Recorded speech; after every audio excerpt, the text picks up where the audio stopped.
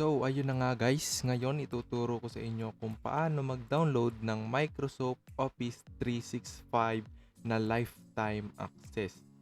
Ngayon, first step nyo lang, punta lang kayo sa Chrome. Ang gagawin nyo lang is, type nyo lang yung Office Deployment Tool. Yan. Makikita nyo dito yung Microsoft. Yan, website ng Microsoft, which is the Office Deployment Tool. Click nyo lang yan. Tapos, may makikita kayo dito na download na red button. Download nyo lang yan. Wait lang natin, guys.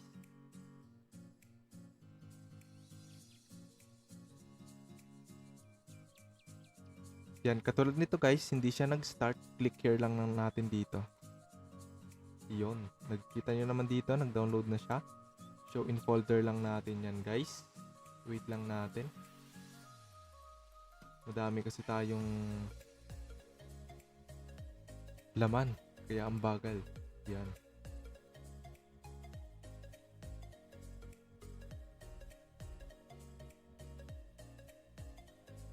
Yan guys, nandito na siya. Ngayon, cut lang natin yan.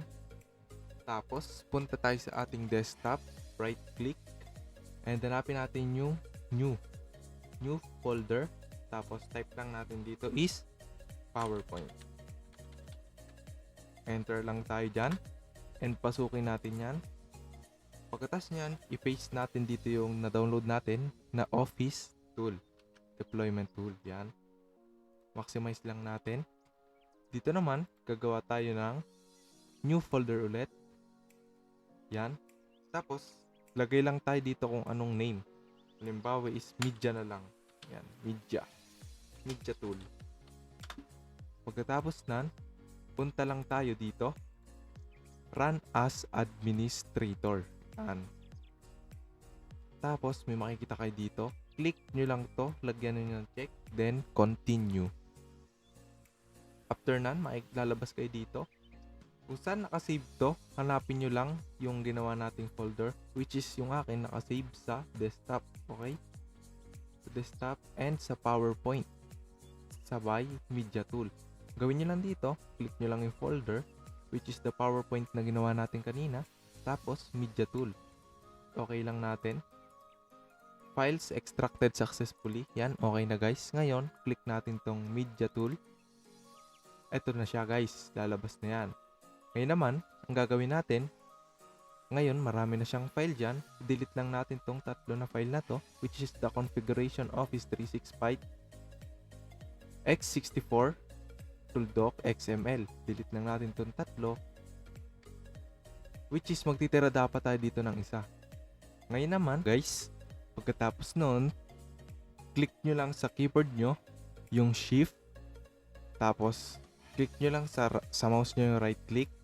Then may makikita kayo ditong open PowerShell window here. Click nyo lang yan. Tapos hit enter lang kayo dyan guys. Pagkatapos nan, punta kayo sa notepad. Ilalagay ko na lang sa description yung sinave natin, which is ito, yung file na to. Copy nyo lang yan guys. Then paste. Paste natin siya. After nyan guys, enter. Wait lang natin.